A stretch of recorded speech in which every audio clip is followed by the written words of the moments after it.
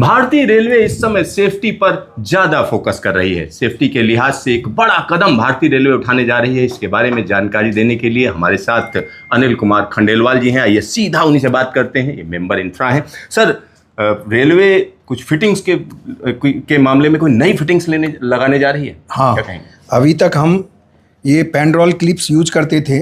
इसका mark 3 and mark 5 latest version है। Mark 3 में टो लोड जब ये रेल के ऊपर ऐसे रेस्ट करता है तो ये इसके ऊपर प्रेशर बनाता है, जिससे रेल को रोक के रखता है, रेल के मूवमेंट को रोक के रखता है। तो इसके अंदर टो लोड 850 ऐसे उस रेंज में रहता था। अभी कुछ समय काम करने के बाद कोरोजन होने की वजह से इसमें और इसके जो ये माउथ है, यहाँ कोरोजन होने से ये फिटिंग कभी कभी लूज होके गिर जाती थी, और जो जहाँ पर ये रेल को टच करता है उससे रेल का भी कोरोजन होता था। पैरामीटर्स यूनिफॉर्म नहीं रहते थे, ट्रैक पैरामीटर्स। अच्छा, इसकी कितनी बड़ी ज़रूरत होती है? अगर हम इसकी बात करें, ट्रैक को रोकने की ज़रूरत क्यों होती है?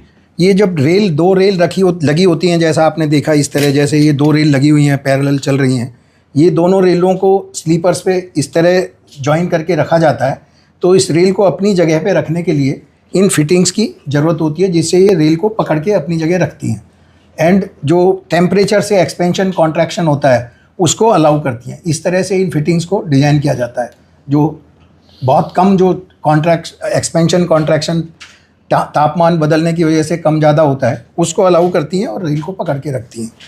तो इस समय इस तरीके का सिस्टम चल रहा है। हाँ। और सर, इसमें जैसे अगर हम बात करें तो रेलवे ट्रैक पर कितनी कितनी दूरी पर जो है इस तरीके ये हर स्लीपर पर 4 फिटिंग लगती हैं। 4 फिटिंग। एक स्लीपर है, जैसे ये स्लीपर है पूरा, 1 2 3 4 2 रेल होती हैं, हर रेल के दोनों तरफ एक एक फिटिंग रहती है, यानी हर एक स्लीपर पर ये लगेंगी। हाँ। तो अब क्या बदलाव करने जा रहे हैं? अब हम मॉडर्न फास्टनिंग सिस्टम अडॉप्ट करने जा रहे हैं, जिसके अंदर आप देखेंगे एक मॉडल है जिसमें ये सीधा जो इसका रबर पैड है, ये इसकी क्लिप है, और ये इस पर क्लैंप है। इस फिटिंग को अगर हम लगा दें तो इसका एडवांटेज क्या होता है कि इस फिटिंग कर जब हम स्लीपर पे लगाते हैं तो इसको अगर खोल के देखें तो ये ऐसे किया और रेल निकल जाता है।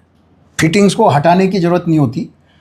हम स्लीपर पे ये फिटिंग लगा के स्लीपर प्लांट से सीधा रिन्यूअल के लिए लेके जाते हैं। मशीन से ये स्लीपर लगा दिए जाते हैं ट्रैक में, और वहाँ जब रेल साइड में होती है उस रेल को सीधा रखा और फिटिंग को फिक्स किया और टाइट कर दिया। ये टॉर्क रेंज से टाइट हो जाता है 250 न्यूटन मीटर फोर्स लगाने से, और उसके बाद ये कभी जब इतना फोर्स लगता है टॉर्क रेंज से तो ये कभी लूज नहीं होती। जब लूज करना हो तो टॉर्क रेंज से ही इसको वापस खोलना पड़ता है। लूज कब करना होता है? जब रेल की मेंटेनेंस करनी हो, पेंटिंग करना है या डिस्ट्रेसिंग करना है, उस टाइम लूज करना होता है। पहले ये फिटिंग्स जो अपना वाइब्रेशन होता था उससे कोरोजन की वजह से धीरे धीरे कई दफ़ा गिर जाती थी, कहीं कहीं पे आइसोलेटेड। ऐसा नहीं है कि पूरी गिर जाती हैं या कुछ है, लेकिन इसकी इस तरह की इसमें पाया गया कि ये धीरे धीरे बहुत जगह पे गिर जाती हैं। तो उस गिर जाने वाली चीज़ के लिए फिर कीमैन जाता है, उसको हैमर करता है। कोई ज़्यादा ज़ोर से हैमर कर देता है, उसकी वजह से दिक्कत आती है और फिर ये होल भी वाइडन हो जाता है, कोरोजन और हैमरिंग दोनों एक्शन से। इसमें कोई हैमरिंग या मारपीट की ज़रूरत नहीं रहती। ये सिंपली टॉर्क रेंज से ऐसे लूज किया, क्लिप को कहीं मारना नहीं है, कुछ नहीं करना है। अगर हमें रेल से कुछ मेंटेन करना है, क्लिप को बाहर निकाला, रेल फ्री। इसमें अगर रेल को निकालना है तो इसको मारना पड़ेगा, बाहर निकालना पड़ेगा, उसके बाद ही रेल निकल सकता है। तो मेंटेनेंस में इजी, एंड इसका मेंटेनेंस बहुत कम हो जाता है, क्योंकि एक बार अगर लगा दिया ये फिटिंग तो बाद में निकालने की ज़रूरत तभी पड़ती है जब आपको रेल बदलना हो या डिस्ट्रेसिंग करना हो। और इनकी स्लीपर के साथ ही लग के आएगा? ये स्लीपर के साथ स्लीपर मैन्युफैक्चरिंग प्लांट से लग के आएगा। ये अलग से साइट पे डालने के बाद ये अलग से लगते हैं कंपोनेंट। तो ये इसको हम बोलते हैं पार्क्ड फिटिंग। तो उस स्लीपर के साथ जब बन के आएगा तो उसके टॉलरेंसेस भी स्ट्रिक्ट हो जाएंगे, कम हो जाएंगे।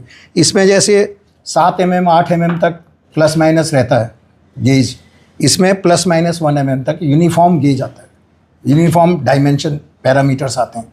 तो ये इम्प्रूव्ड वर्जन है। इसका जो ये रबर पैड है और ये क्लिप है, इनकी लाइफ, ये पहले कुछ लगाए हुए हैं हमारे यहाँ 15-20 साल पुराने भी रेलवे ट्रैक में।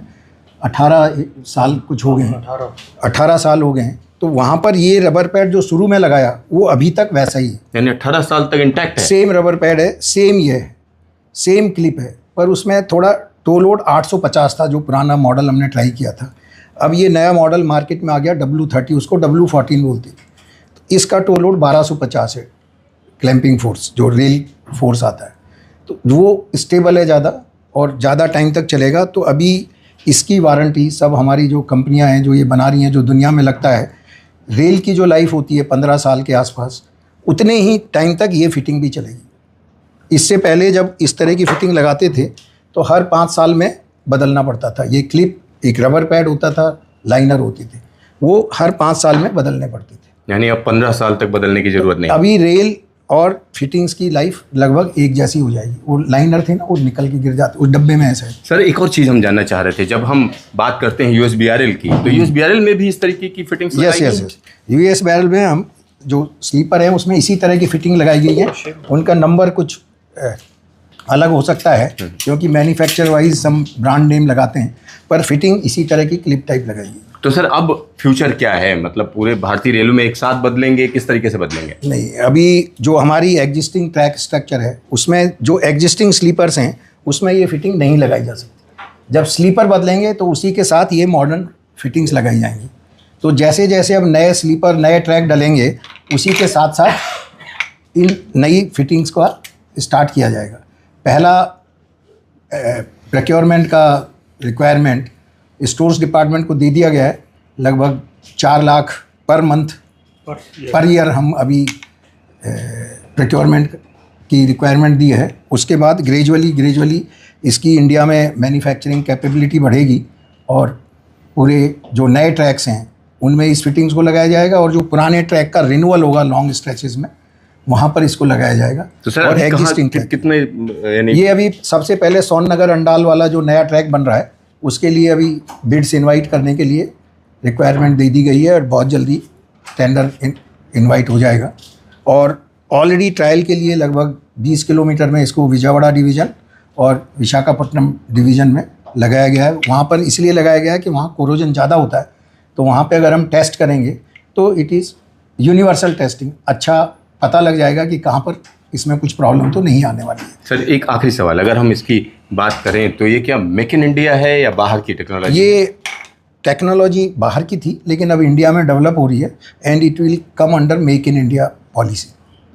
वाट ever total procurement will be there, it will qualify for make in India policy. और कॉस्ट वाइज अगर हम देखें तो कॉस्ट वाइज अगर देखें तो इनिशियल कॉस्ट थोड़ा ज़्यादा हो सकता है, लेकिन जो लाइफ साइकिल कॉस्ट है, अभी जैसा बताया कि हम इसको 2 से 3 बार बदलना पड़ता है, जो इस तरह की फिटिंग और ये इसके नीचे ऐसा लाइनर लगा रहता है, इन सब को अगर हम देखें तो ये टूटता है, ये सब 4-4, 5-5 साल में बदलते हैं, ये 15 साल तक चलेगा।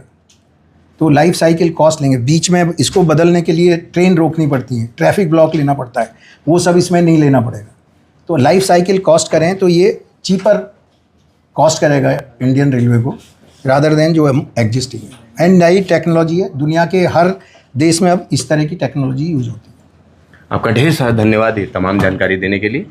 तो यहाँ पर आप समझिए भारतीय रेलवे जो नई तकनीक ला रहा है, इसकी सबसे बड़ी खासियत है ये है कि जो रेल पटरी है, जब रेल पटरी डाली जाएगी उसी के साथ स्लीपर्स में इस तरीके की फिटिंग्स रहेंगी और जो रेल पटरी की लाइफ है उसी की लाइफ के बराबर इसकी भी ज़िंदगी है। तो कुल मिलाकर जो बार बार मेंटेनेंस में पैसा खर्च होता है उसमें काफ़ी कमी आएगी, साथ ही साथ जो ट्रैक हैं वो सेफ हो पाएंगे। Siddharth, news station, Delhi.